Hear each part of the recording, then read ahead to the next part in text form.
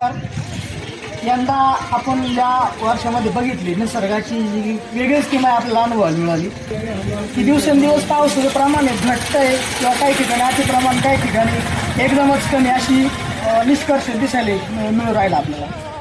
तर मला असं वाटतं की निसर्गाला आता पर्यावरणाला आपल्याला हात देण्याची खूप गरज आहे, कारण निसर्गाशिवाय आपलं जीवन अधुरं आहे. जीवनामध्ये आपल्याला प्रत्येक निसर्गाशी म्हणजे निगडीत राहणं, त्याच्याशिवाय आपलं जीवन नाही. आणि निसर्ग आपल्याला जर संतुलित ठेवायचा असेल तर त्याला एकमेव पर्याय फक्त झाडे. झाडाशिवाय आपलं जीवन नाही आणि निसर्गही नाही.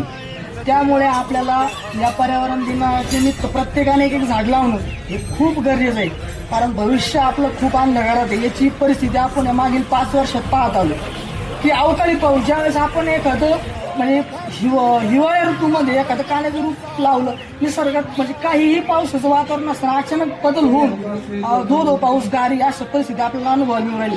आणि ज्यावेळेस आपल्याला पावसाची गरज आहे, मृग नक्षत्रामध्ये आपल्याला पावसाची खूप गरज होती, तर त्यावेळेस पाऊस आपल्याला विलंबित होऊन मृग नक्षत्रही संपून गेला. आपण योग्य वेळी पेरणी करू शकलो नाही. म्हणजे परिस्थिती खूप बिकट होत चाललेली आहे. ग्लोबल वॉर्मिंगच्या हिशोबाने जर विचार केला तर जागतिक तापमान वाढ ही अति प्रमाणात होत आहे. आपल्याला भविष्यात जगणं मुश्किल होईल अशी परिस्थिती आपल्याला अनुभवायला मिळणार आहे. त्यामुळे आपण वेळेस त्यात बदल करू.